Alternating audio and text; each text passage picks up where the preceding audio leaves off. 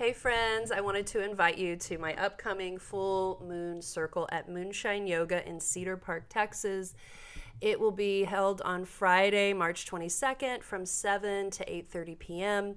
It will be a night full of learning certain meditations, yoga, and other rituals, essential oils, plant medicine that can help you feel grounded during this ungrounded time. And also, if you're a person, you're like, I don't know what to do with this full moon energy. It makes you tired, it makes you restless or nervous or something else. This event is for you because you will then learn the tools for every full moon moving forward. So I hope you can join us. I know this episode is going to cover a lot. But there's something to be said about being in community during a full moon and with other feminine energies.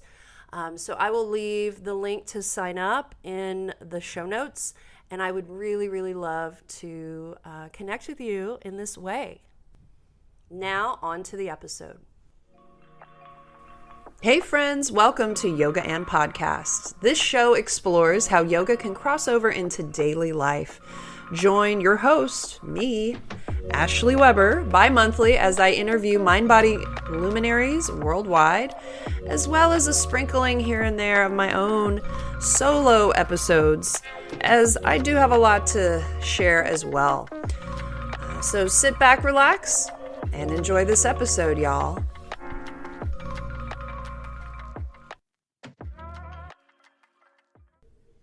Hey everybody, this is Ashley, and I thought I would do an episode on full moon rituals, and I am knee deep in that research right now, and I'm feeling really inspired, so I thought I would record this morning. I have a lot of coffee in my system, and I'm loving that buzz. So at the time that this is being published, we're coming up on the worm full moon, and quite the name. I feel really strongly about practicing full moon rituals because I think if you're a deeply feeling person, you feel the energies of the world, the collective, of nature, and nature actually has a lot of wisdom to share with us. The full moon can be very ungrounding for some.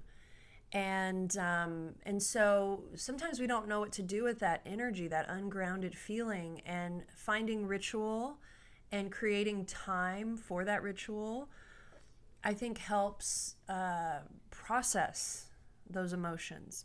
So let me explain the full moon. So the full moon, we see it out in the sky. We probably have all heard this, that the full moon does influence the tides in the ocean. And we are made of mostly water. So why wouldn't the full moon also influence us, our watery body? And, nurses, doctors will say, there's a lot of people at the ER during a full moon, right? So there is reason that the full moon can create this unstable feeling. A good friend of mine, Allison Sims, who is an incredible yoga teacher, I would go to her classes when she lived in the States, and they were all about the full moon. And she explains the full moon as having a full stomach. So the full moon represents the past 30 days. And so whatever happened in the past 30 days, let's digest that. Let's not do a whole lot. We don't need to do all the things. We don't need to make a to-do list. We don't need to write a bunch of intentions. Instead, let's do rituals to clear and make space for the new, which the full moon will be just around the corner. That's when you do mostly all the intention stuff, and that's when the energy is high to plant new seeds. But during a full moon, you kind of do the opposite. You retreat inward, okay, so let me back up and talk about yin energy. And I bet I'm bet this is familiar, but I just want to remind what yin energy is. So we all have seen the yin yang symbol. It's like a circle, and it has a black tadpole with a white dot and a white tadpole with a black dot, and that's the yin yang symbol. Well, the yin is the black tadpole with the white dot.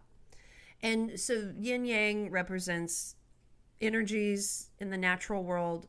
All energies, everything in the natural world contains yin and yang, okay?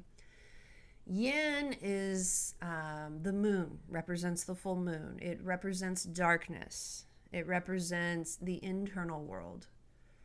Physically, yin can be expressed in the body as relaxing muscle away from bone, surrendering to gravity, allowing your body to become heavy on the earth, letting go. Also, the ability to receive, receptivity, right? These are a few things. Feminine energy, and when I say feminine energy, I don't mean gender, I mean an energy. So lately I've been called to do full moon circles for women, or, women identifying people. And it's just really felt like a calling. And so that's why I've been doing a lot of research on it lately. I'm getting ready to facilitate my next full moon women's circle soon. Okay, so going back to the worm full moon that's coming up on March 25th. So at the time this is being published, it's March 20th. Assuming you're listening the day of. Here's the thing about the full moon. The full moon energy, I feel it a few days before the actual full moon and a few days after. What I mean by that is I feel like someone has taken my energy, or I feel generally speaking fatigue. That's just me. You could feel energized. You could feel something else. You could feel sad. You could feel happy. Generally, most full moons make me really tired. And I really actually like knowing, I like blaming that on the full moon. Like, oh, there's a reason. If you know me, I blame everything on astrology and the planets. And I say that tongue in cheek. I like knowing why I'm tired, because otherwise I feel like something's wrong with me. And so at least when I know there's a full moon happening and I feel fatigued, I'm like, okay, this too shall pass. So the worm full moon coming up on March 25th is about, so earthworms. So this is, native, this is a native name of the moon. And it's about earthworms coming up from the earth and kind of breaking through the ice and the emergence of spring. It's a really good time to make amends and seek closure in your life, according to some native traditions. And before I get into full moon rituals, I just like to preface that, cultures all over the world celebrate the full moon in different ways. And I'm just taking the time to, share what has worked for me over the years, what other teachers have taught me. We'll start with smudging. And I want to really be clear about smudging. So there's been a request for the people of the First Nations that the sage, the white sage, the seed of the white sage has been compromised, the integrity of it, because being mass produced, right? So I don't know, if you live in Austin, you go to the grocery store, you can buy white sage. This used to be a very sacred thing for, the native people. And so they are requesting that the white sage be used sparingly.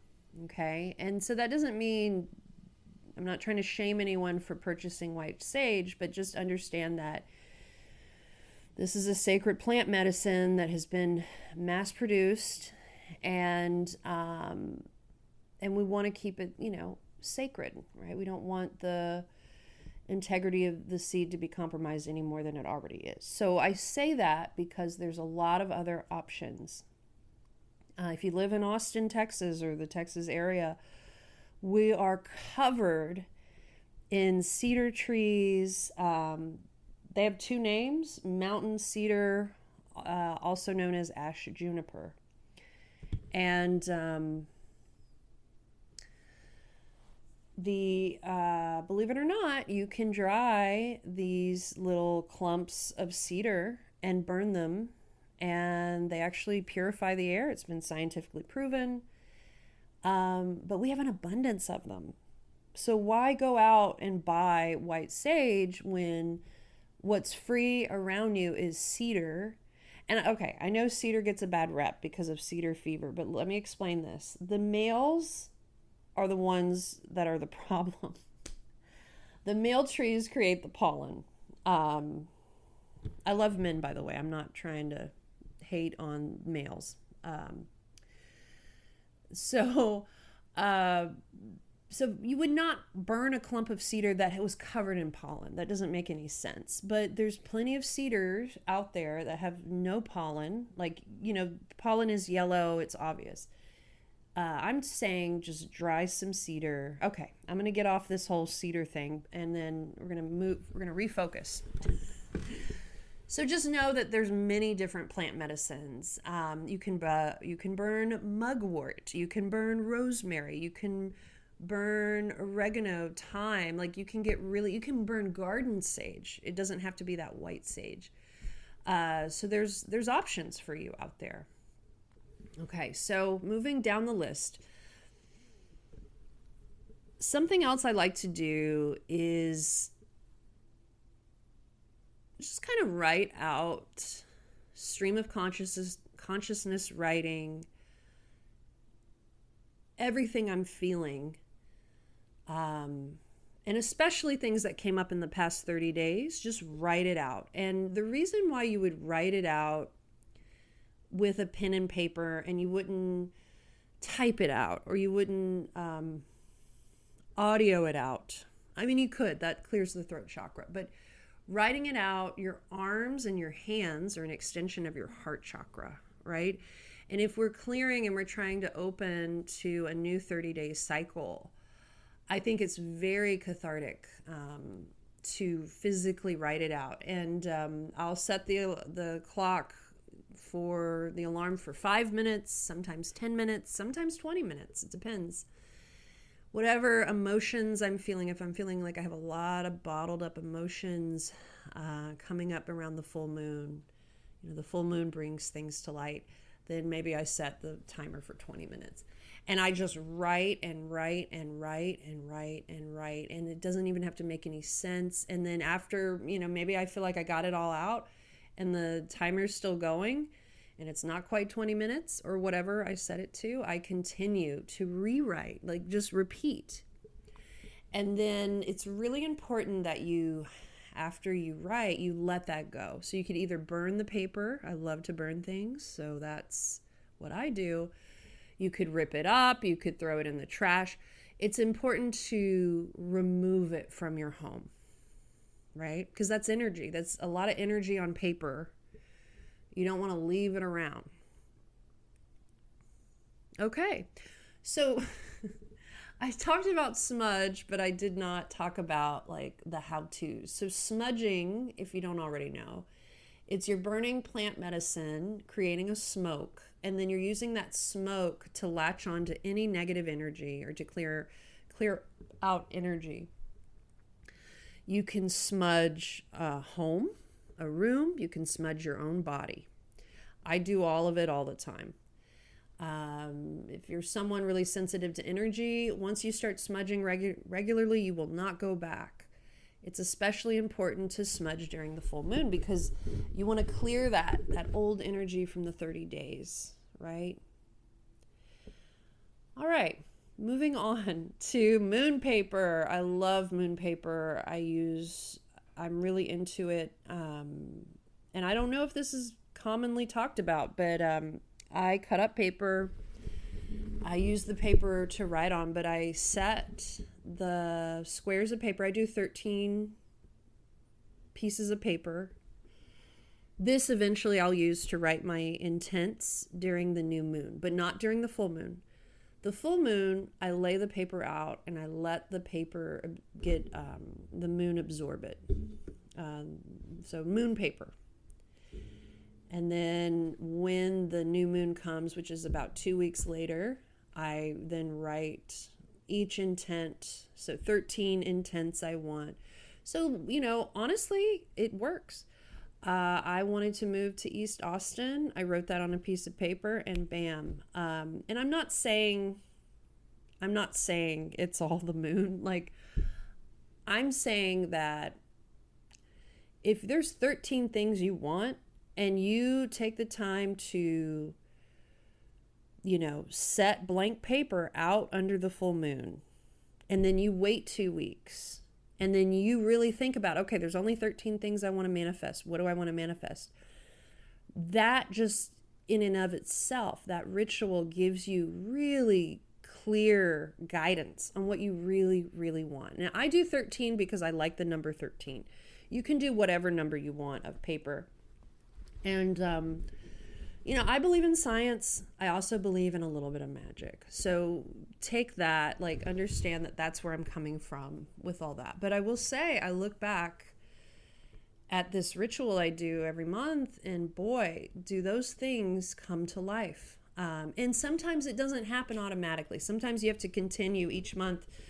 You have to keep writing it. And then you get frustrated. It's like, God, why am I writing this for the 5th time?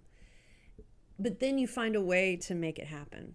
Okay, so it's part moon, part you, obviously, right? Oh my gosh, we haven't even gotten to the yoga part yet.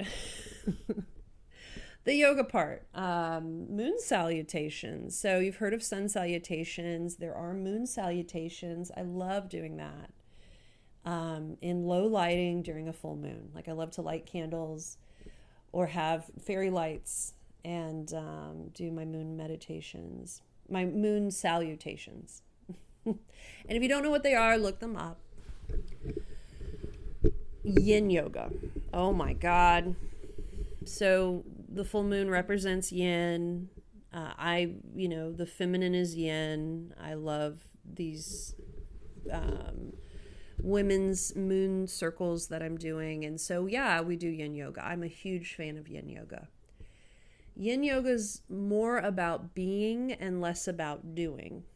So if you think about what balance means, because everyone wants to ideally find balance. It's peaceful when you're balanced. And we live in a society that values doing and doing more. And then when you're done doing that, why don't you go knock off this other to-do list that you had that you haven't gotten around to, right? It's very much about doing in this culture. And I love teaching and doing yin yoga because it's like flipping the bird to this culture that wants to burn us out, frankly. I think it's gotten a little bit better since the pandemic has happened. Like, people are a little bit more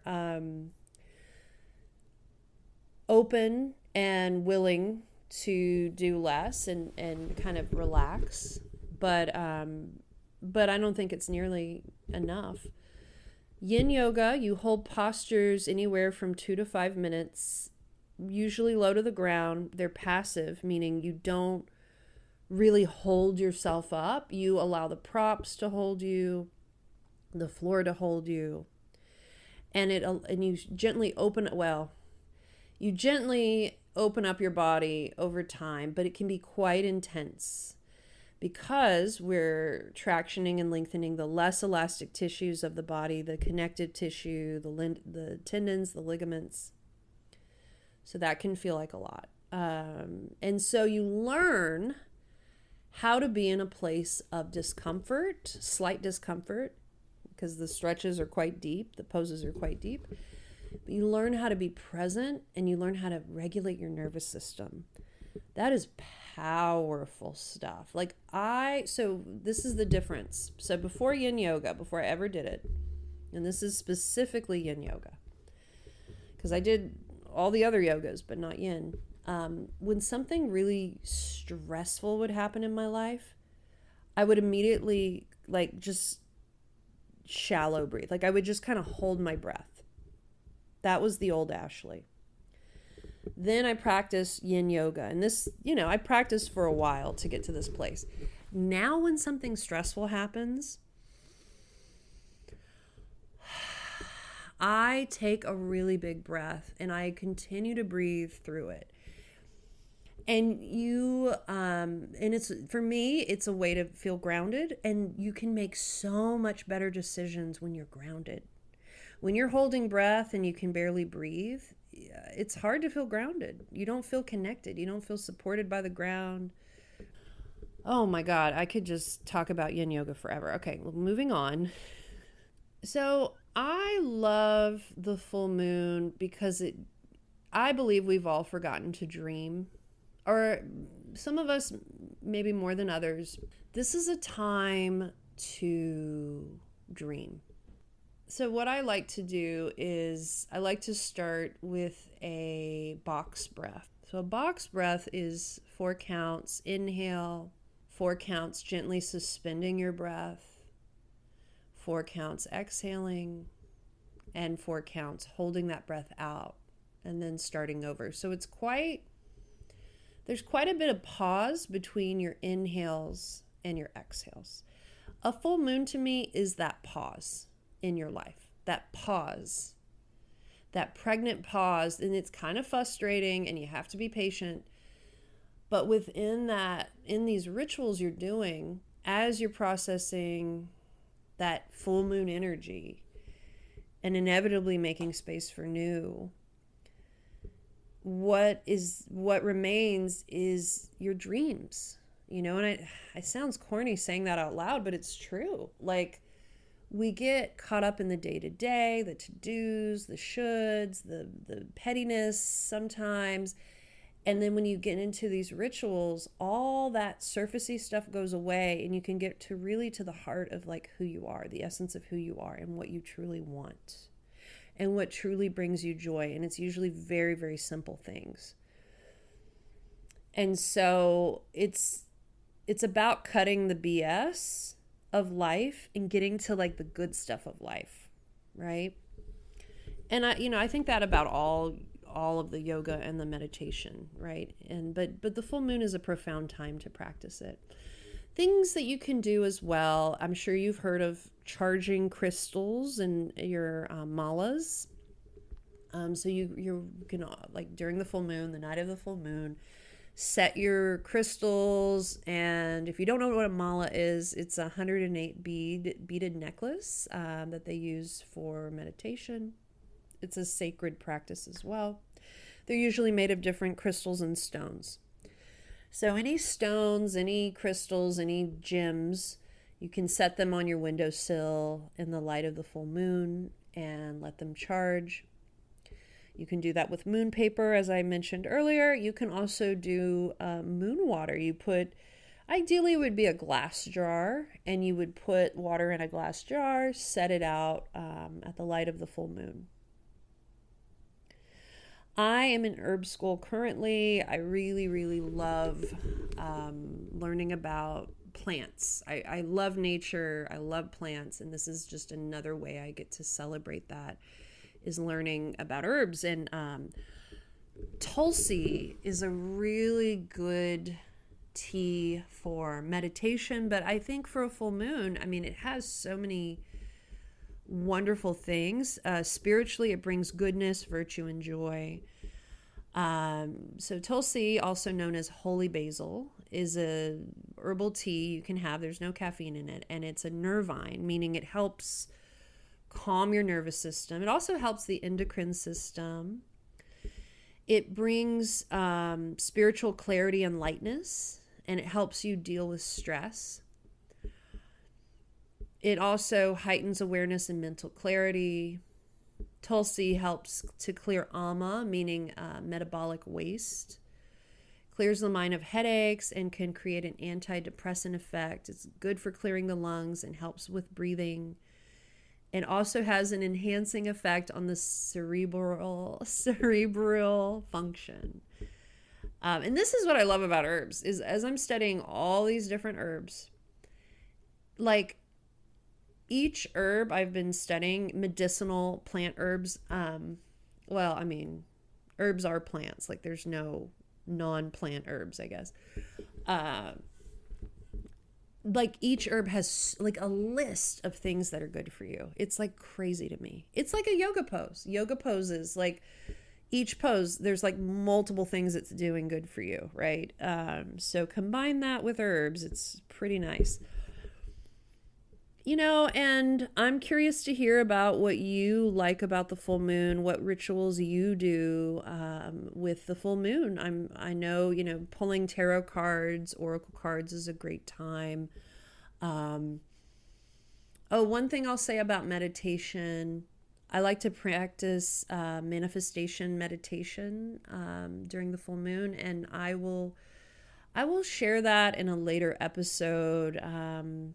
Probably coming up in the next few months. But, you know, I just want to remind people that the full moon, if you feel weird, if you feel funny, you know, yoga and meditation are tools to help ground you during this time. And this too shall pass.